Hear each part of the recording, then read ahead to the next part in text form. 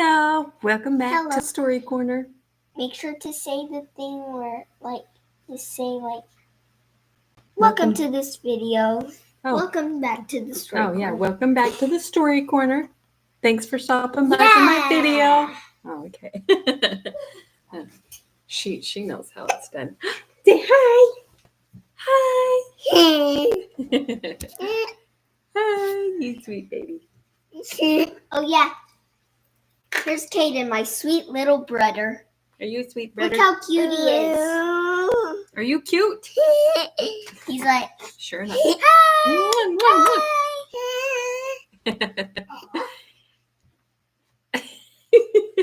Okay, that's adorable. Right, come on. high five. High five? Oh, he'll do it. Woo! Well, thanks Will for you stopping like that? by. We're Will glad you to like have that you here. part? Yeah, give us a like because the children are so cute, right? If only for the children. Oh, you want to show them off? Ooh. Oh. And we did the thing from Adam and Justin. Oh, okay. Again, thanks for stopping by. Before we get started, what did you have for dinner, or what are you going to have for dinner? You know, depending on what time of day it is. Put it in the chat just for fun. Share, give each other ideas. Maybe if you didn't have dinner yet, then maybe it should be green bean sprout. We had homemade hamburgers. I made bread yesterday, so we just put it on bread. I didn't do buns, but the bread was really, really good. We did homemade hamburgers, and I made a really yummy spicy sauce instead of just like mayonnaise and mustard, you know. So they had red hot and salsa and mayonnaise, and yeah, it was really good, the sauce. And then they had cilantro on them. Look at these little sprinkle cats. Oh, which one show off? I think I might have showed these off. Oh, you know what? I actually don't think I did. She wants to show off the kitty cats. See those? Yeah, they're sprinkle cats. They have sprinkle candies in them, and then they're little cat heads, earrings and necklace. But anyway, and then I did fries, but I did oven fries. Well, I actually air fried them, and then I baked them and put cheese and bacon on them, and they were so good. They were yummy, and I used jalapeno cheese, so they were spicy. It was good. You can have a drink. They were super yummy. And then for dessert, Just so that you know, how's the video? Down in the comments. She watches a little too much YouTube, I think. This time I'm trying to help her make it a little better. A little better, huh? So then we had 5 cup salad and for I'll show dessert. you some of my celebration dances. You keep interrupting me. Here, come show one more dance before I go to the next. Here's my sad one. That funky one you were doing. The sad one. Okay, do the sad funky dance. Okay. Do you need some more? Anyway, and 5 cup salad for dessert, which is really good. It's like mandarin oranges. Hey, listen, you're so loud.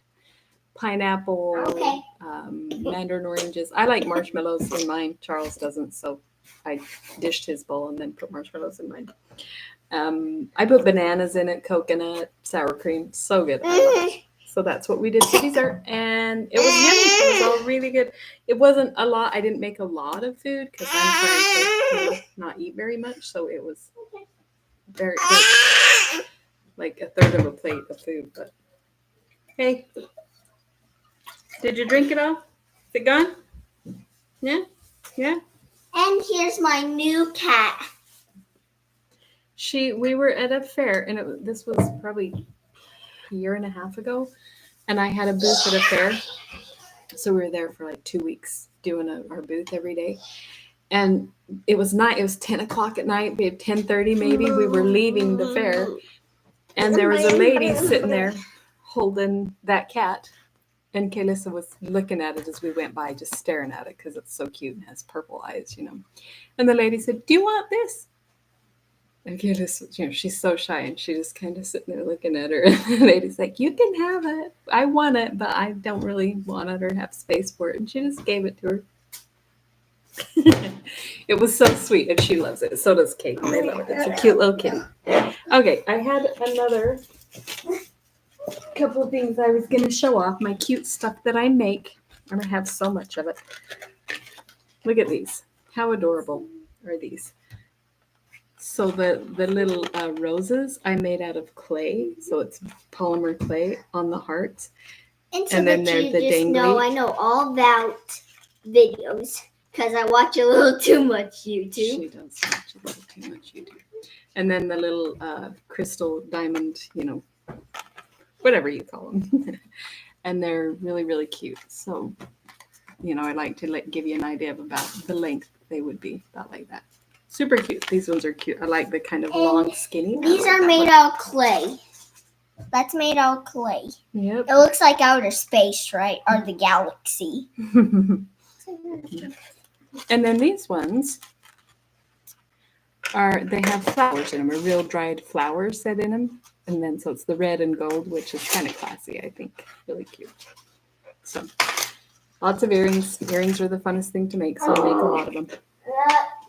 Okay, so we are about ready to get started. So yesterday, little recap, we were reading. So Evelina went into the Bringtons' house, and the Mr. McCartney guy was there, and she dropped her purse for him and said, I wish I could help. And then she left some money for him and ran upstairs so that he could pay his debt to the Bringtons and help him out, because he's obviously in a bad situation and he's in mourning, which means somebody close to him probably died, which is hard. So this next letter is here we go. Okay, never mind. Back down to Kate.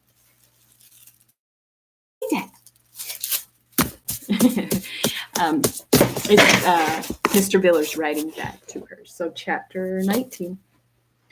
Oh wait, it's 18. How do you spell what? Pet. P-E-T. Pet. And then video. Mr. Villars to Evelina, Berry Hill. Displeasure, my Evelina, you have but done your duty. You have but shown the humanity without which I would blush to own my child. Okay. Because she was worried. She said, I know you too well to think you'd be displeased with me giving him money and helping him. And you don't have to send me any more money because I'm good, Video? Just do VID and it should bring them up. Mm-hmm. Okay.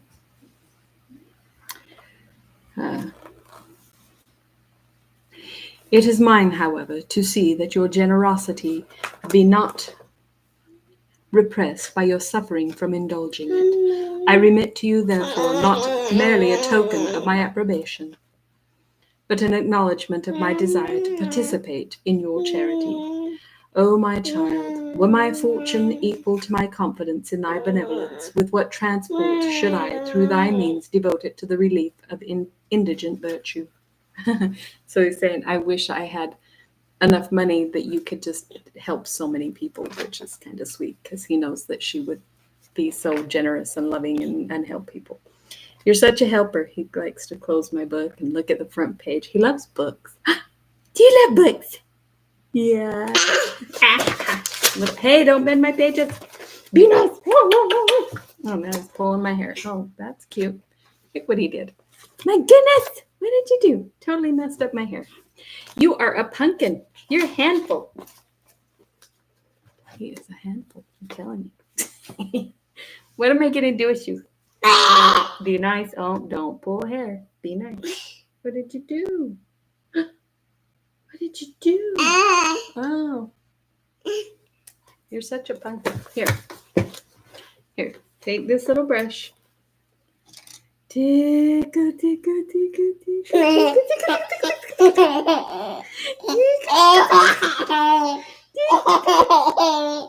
There you go. I love you. Little pumpkin. He's a handful. Little busybody. I remit to you, therefore, not merely a token of my approbation, but an acknowledgement of my desire to participate in your charity. Oh, I read that already. Yet let us not repine at the limitation of our power, For while our bounty is proportioned to our ability, the difference of the greater or less donation can weigh but little the scale of justice.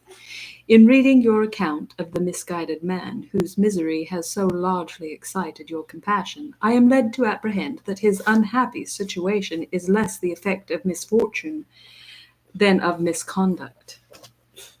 Wait a minute. 1, 2, 3.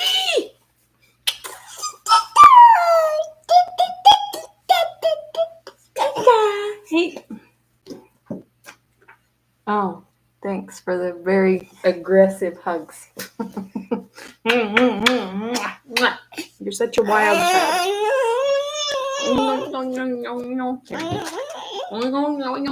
Here you go.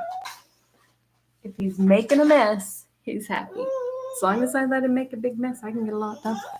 But then I have to go clean up the mess. So was it worth it? Sometimes, Okay.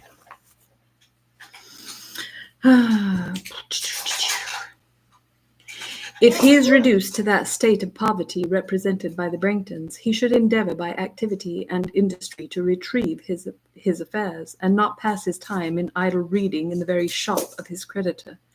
The pistol scene made me shudder. The courage with which you pursued this desperate man at once delighted and terrified me. Be ever thus, my dearest Evelina, dauntless in the cause of distress. Let no weak fears, no timid doubts deter you from the exertion of your duty, according to the fullest sense of it that nature has implanted in your mind. Though gentleness and modesty are the peculiar attributes of your sex, yet fortitude and firmness, when occasion demands them, are virtues as noble and as becoming in women as in men. The right line of conduct is the same for both sexes, though the manner in which it is pursued may somewhat vary, and be accommodated to the strength or weakness of the different travellers. There is, however, something so mysterious in all you have yet seen or heard of this wretched man, that I am unwilling to stamp a bad impression of his character upon so slight and partial a knowledge of it. Where anything is doubtful, the ties of society and the laws of humanity claim a favourable interpretation, but remember, my dear child, that those of discretion have an equal claim to your regard. As to Sir Clement Willoughby, I know not how to express my indignation at his conduct. Insolence so insufferable, and the implication of suspicion so shocking, irritate me to a degree of wrath which I hardly thought my almost worn-out passions were capable of again experiencing. That's cute. He's saying, he's so old, he didn't think he could get that upset about something again after, all he's been through. But no, it made him mad. It's cute how much he loves her and cares. It's sweet. You must converse with him no more. He imagines from the probability, hey, be nice, of your temper, that he may offend you with impunity, but his behavior justifies. You don't want to get up? What's the deal? His behavior justifies, nay, calls for your avowed resentment. Do not, therefore, hesitate in forbidding him your sight. The Branghtons, Mr. Smith, and young Brown, however ill-bred and disagreeable, are objects too contemptible for serious displeasure. Yet I grieve much that my Evelina should be exposed to their rudeness and impertinence. The very day that this tedious month expires, I shall send Mrs. Clinton to town, who will accompany you to Howard Grove.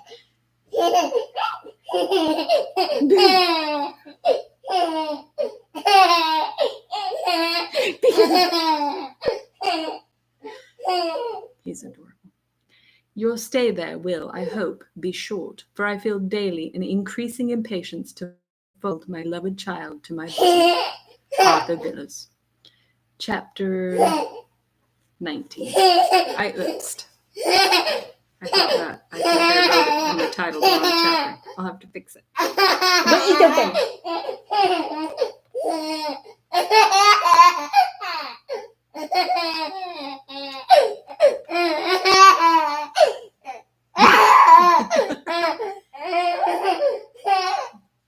What are you doing?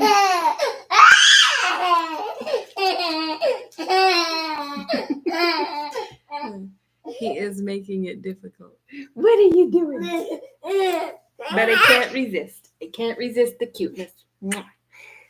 You're not.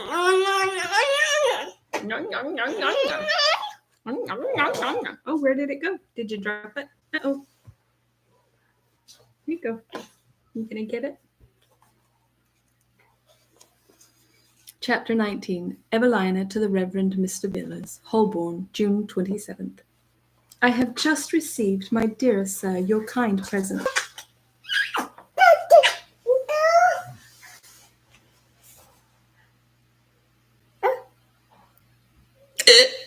Excuse me. Goodness.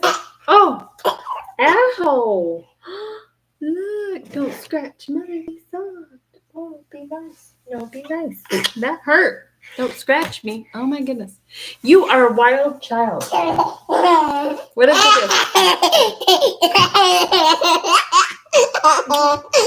What is the deal? How come you're so hyper? Huh?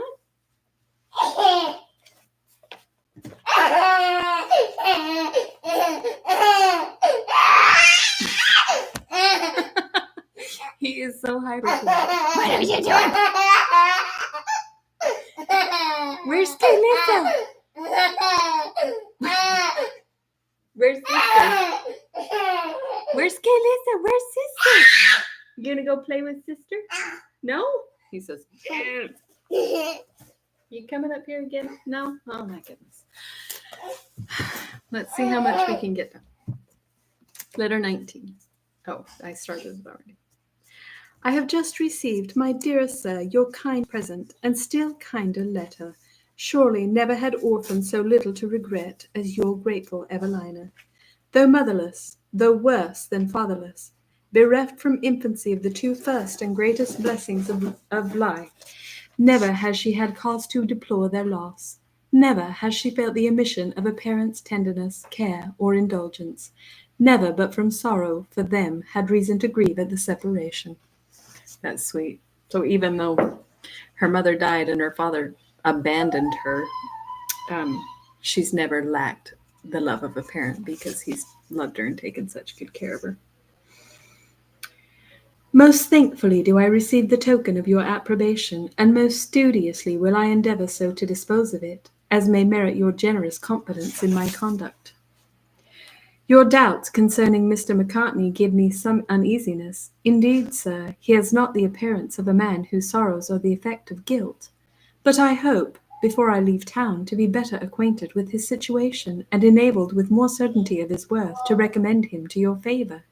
I am very willing to relinquish all acquaintance with Sir Clement Willoughby, as far as it may depend upon myself so to do. But indeed I know not how I should be able to absolutely forbid him my sight. Miss Mervyn, in her last letter, informs me that he is now at Howard Grove, where he continues in high favour with the captain, and is the life and spirit of the house. My time, since I wrote last, has passed very quietly, Madame Duval having been kept at home by a bad cold, and the Branghtons by bad weather. The young man, indeed, has called 2 or 3 times, and his behaviour, though equally absurd, is more unaccountable than ever. He speaks very little, takes hardly any notice of Madame Duval, and never looks at me, without a broad grin. Sometimes he approaches me as if with intention to communicate intelligence of importance, and then, suddenly stopping short, laughs rudely in my face.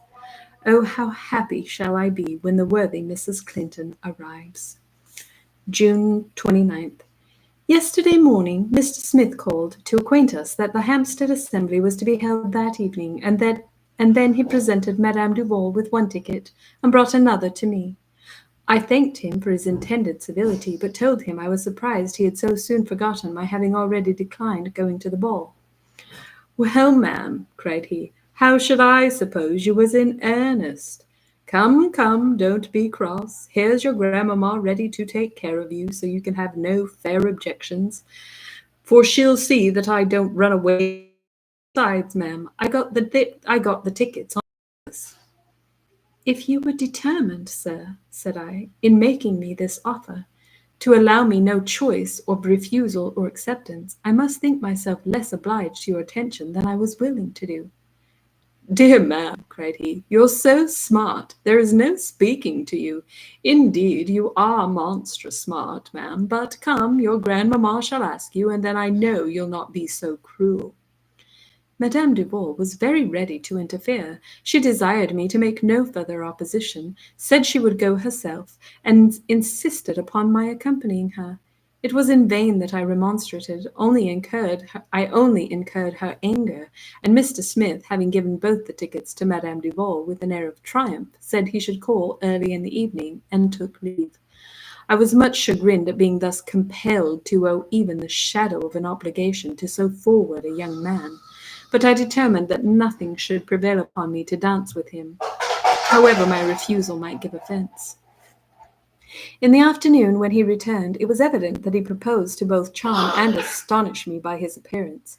He was dressed in a very showy manner, but without any taste, and the inelegant smartness of his air and deportment, his visible struggle against education, to put on the fine gentleman, added to his frequent conscious glances at a dress to which he was but little accustomed, very effectively destroyed his aim of figuring and rendered all his efforts useless. So he's trying so hard to look good, but he doesn't have any taste or style, so he's just wearing way too much fancy, showy. He just looks ridiculous more than anything. During tea entered Miss Brangton and her brother. I was sorry to observe the consternation of the former when she perceived Mr. Smith. I had intended applying to her for advice upon this occasion, but had been always deterred by her disagreeable abruptness.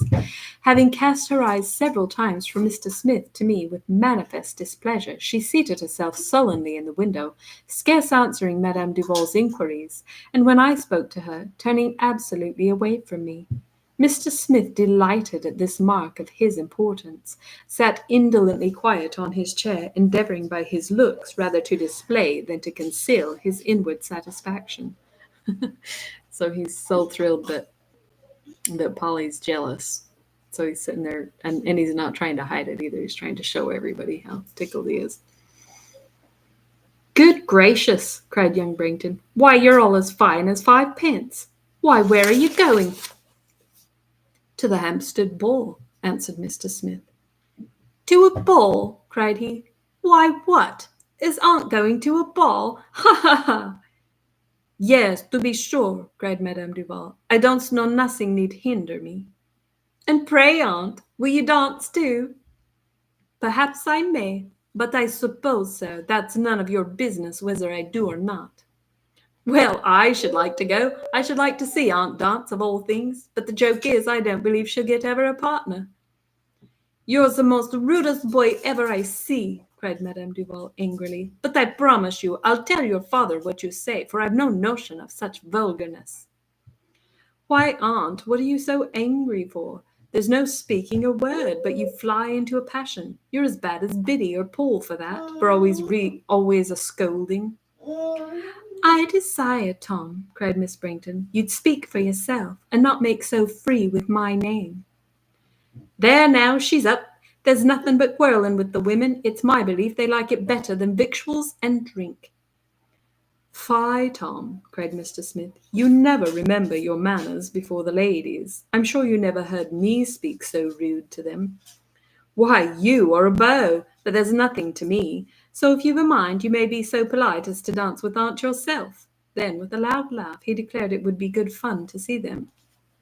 Let it be never so good or never so bad, cried Madame Duval. You won't see nothing of it, I promise you, so pray don't let me hear no more of such vulgar pieces of fun, for I assure you I don't like it.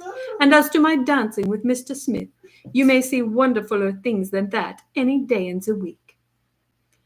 Why, as to that, ma'am, said Mr. Smith, looking much surprised, I always thought you intended to play at cards, and so I thought to dance with the young lady. I gladly seize this opportunity to make my declaration that I should not dance at all. Not dance at all, repeated Miss Brangton. Yes, that's a likely matter truly, when people go to balls. I wish she mayn't, said the brother. 'Cause then Mr. Smith will have nobody but aunt for a partner. Oh, how mad he'll be. Oh, as to that, said Mr. Smith, I don't at all fear prevailing with the young lady if once I get her to the room. Indeed, sir, cried I, much offended by his conceit, You are mistaken, and therefore I beg leave to undeceive you, as you may be assured, my resolution will not alter. And I said, as soon as we get there, she'll dance with me. Then pray, miss, if it is not impertinent, cried Miss Brington sneeringly, what do you go for? Merely and solely, answered I, to comply with the request of Madame Duval. Miss, cried young Brington, Bid only wishes it was she, for she has cast a sheep's eye at Mr. Smith this long while. Tom, cried the sister, rising, I've the greatest mind in the world to box your ears. How dare you say such a thing of me? No, hang it, Tom, no, that's wrong, said Mr. Smith, simpering. It is indeed to tell the lady's secrets. But never mind him, Miss Biddy, for I won't believe him. Why, I know Bid would give her ears to go, returned the brother, but only Mr. Smith likes Miss best. So does everybody else. While the sister gave him a very angry answer, Mr. Smith said to me in a low voice, Why now, ma'am, how can you be so cruel as to be so much handsomer than your cousins? Nobody can look at them when you are by. Miss, cried young Brington, whatever he says to you, don't mind him, for he means no good. I'll give you my word for it, he'll never marry you, for he has told me again and again he'll never marry as long as he lives. Besides, if he'd any mind to be married, there's Bid would have had him long ago, and thank you too. What? You? Gee! Do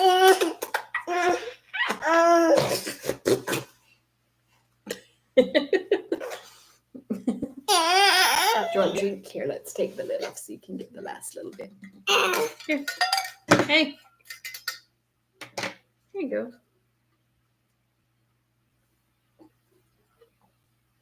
You get some? Yeah.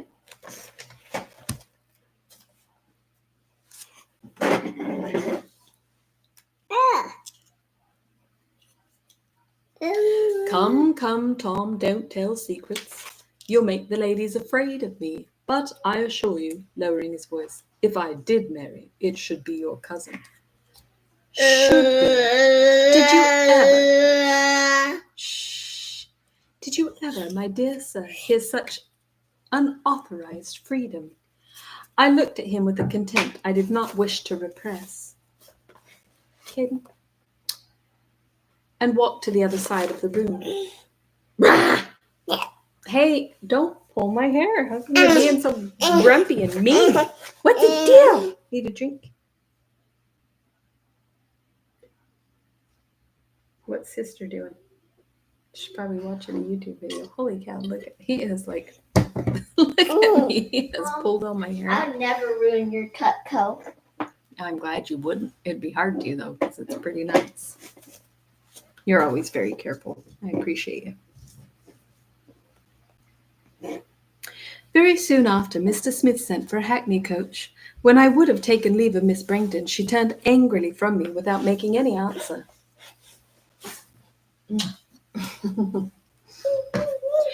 She supposes, perhaps, that I have rather sought. You're noisy.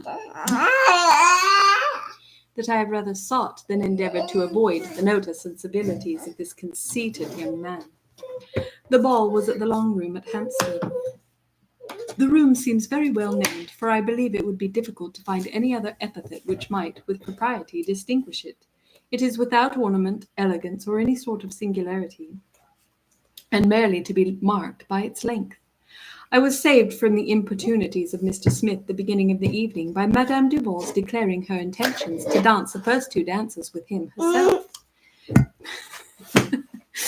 You can imagine he's probably pretty embarrassed. He goes thinking he's going to dance with the prettiest girl in London, and instead he's going to be stuck dancing with the grandma. That's what he gets.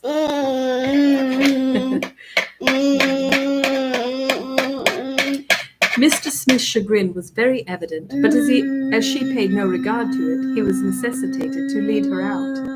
I was, however, by no means pleased when she said she was determined to dance a minuet.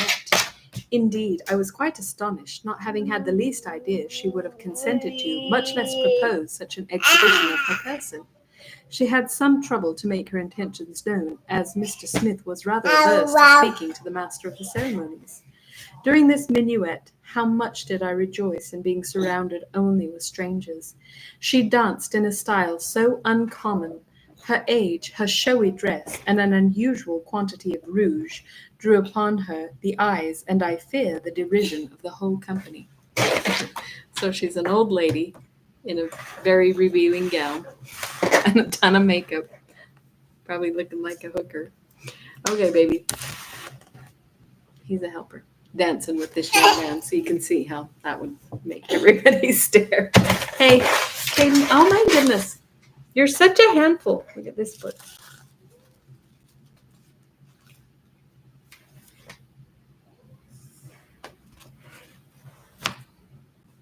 Okay.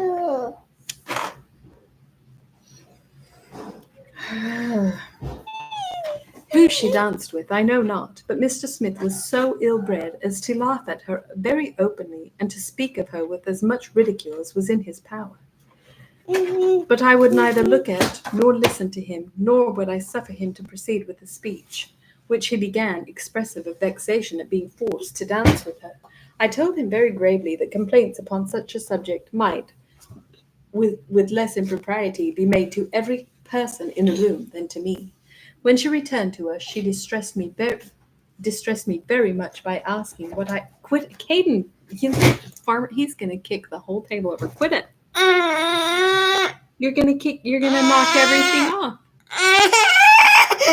Oh my goodness. Is it rough? Huh? Here, do you need a drink? No? You wanna do it? No? Okay. Here. Give me your finger. Give me your no finger. Watch. Uh-oh. Uh-oh. There it is. Oh, you made such a mess. He made such a mess. Not only of me, but the pens and markers all over the floor. Yeah, you're a helper. When she returned to us, she distressed me very much by asking what I thought of her minuet. I spoke as civilly as I could, but the coldness of my compliment evidently disappointed her. She then called upon Mr. Smith to secure a good place among the country dancers, and away they went, though not before he had taken the liberty to say to me in a low voice, "I protest to you, madam, I shall be quite out of countenance if any of my acquaintance should see me dancing with the old lady." For a few moments I very much rejoiced at being relieved from this troublesome man, but scarce had I time to congratulate myself before I was accosted by another, who begged the favor of hopping a dance with me. Oh, hi, so nice. Thank you. I love you. I told him that I should not dance at all, but he thought proper to. I love you so much. I love you. But he thought proper to importune me very freely, not to be so cruel, and I was obliged to assume no. Do you want it or not? You said you did. Oh, you want this? Yes. To assume no little haughtiness. Before I could satisfy him, I was serious. After this, I was addressed, much in the same manner, by several other young men, of whom the appearance and language were equally inelegant and low-bred, so that I soon found my situation was both disagreeable and improper, since, as I was quite alone, I fear I must seem rather to invite than to forbid the offers and notice I received. And yet, so great was my apprehension of this interpretation that I am sure, my dear sir, you would have laughed had you seen how proudly grave I appeared. I hope you can hear over all his noises. Ooh, be careful, don't break my. Oh my goodness. Hey, how come you're so violent tonight? No. I need it. Does anybody know of a baby straight jacket? A baby straight jacket. I need a straight jacket. I need a straight jacket. Yeah, I do. To pin you down. No, pumpkin. Where are you going?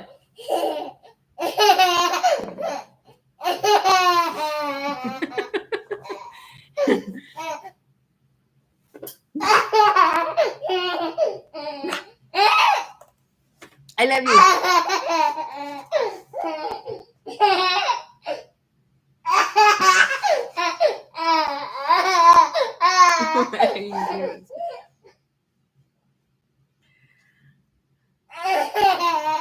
I knew not whether to be glad or sorry when Madame Duval and Mr. Smith returned.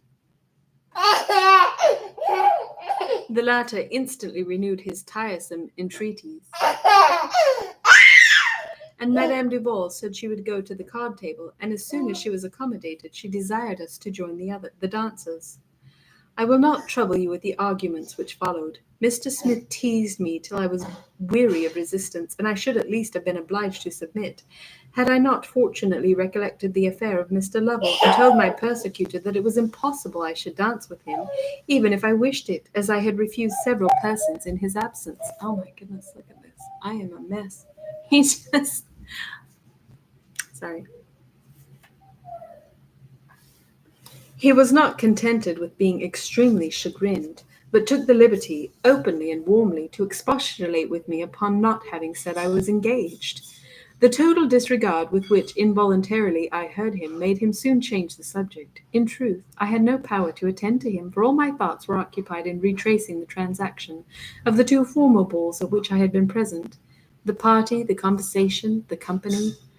Oh, how great the contrast! In a short time, however, he contrived to draw my attention to himself by his extreme impertinence, for he chose to express what he called his admiration of me in terms so open and familiar that he forced me to express my displeasure with equal plainness.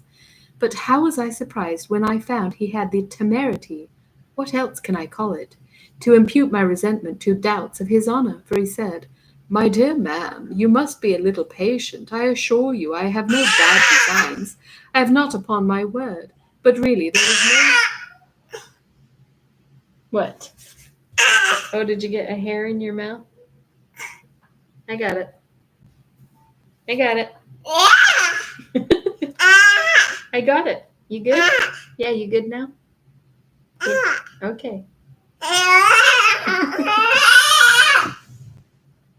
If I get you up here, you're going to start trying to trash stuff. Yeah? He's such a boy. I love you.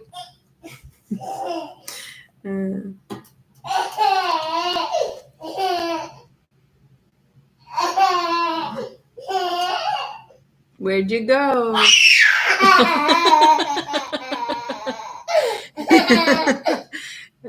He's so cute. I can't stand it. I love you. You crazy baby. You're making it very difficult to read. You know that? You're so noisy.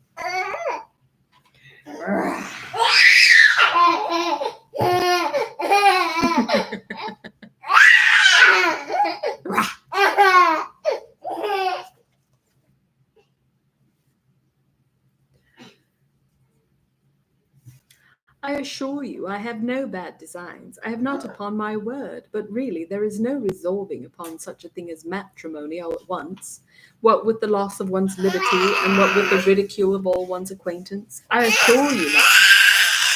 You are the first lady who ever made me even demur upon this subject, for after all, dear madam, marriage is the devil. Your opinion, sir, answered I, of either the married or the single life can be of no manner of consequence to me, and therefore I would by no means trouble you to discuss their different merits. I'm sure you cannot even hear me. Katie, where'd you go? I'm almost done. I'll just finish.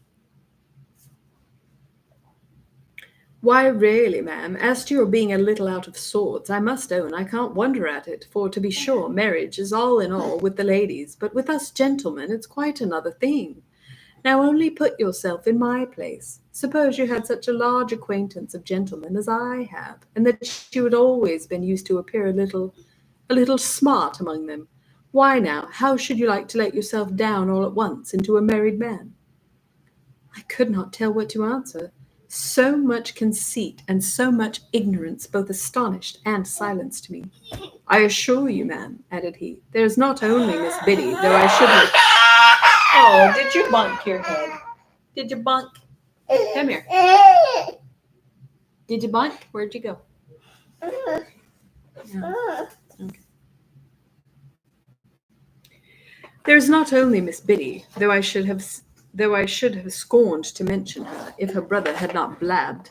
For I am quite particular in keeping ladies' secrets, but there are a great many other ladies that have been proposed to me, but I never thought twice of any of them. That is, not in a serious way, so you may very well be proud, offering to take my hand, for I assure you, there is nobody so likely to catch me at last as yourself. Acting like he's some wonderful prize. You want to get up? I'm almost done. I have like one more paragraph. Then we'll come throw you in the bathtub. Want a bath? No. What do you mean no?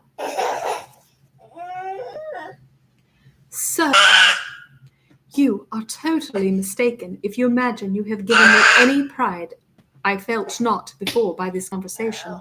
On the contrary, you must allow me to tell you. I'm so close to being done. Just a minute, baby. Whoosh. He is not happy now.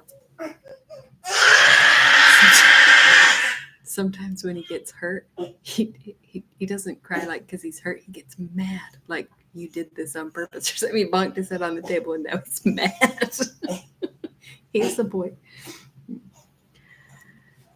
On the contrary, you must allow me to tell you, I find it too humiliating to bear with it any longer. I then placed myself behind the chair of Madame Duval, who, when she heard of the partners I had refused, pitied my ignorance of the world, but no longer insisted upon my dancing. Indeed, the extreme vanity of this man makes me exert a spirit which I did not, till now, know that I possessed. But I cannot endure that he should think me at his disposal. The rest of the evening passed very quietly, as Mr. Smith did not again attempt speaking to me, except indeed after we had left the room. And while Madame Duval was... Just a second, baby. Was seating herself in the coach, he said in a voice of pique, Next time I take the trouble to get any tickets for a young lady, I'll make a bargain beforehand. I'm sorry. That she shan't turn me over.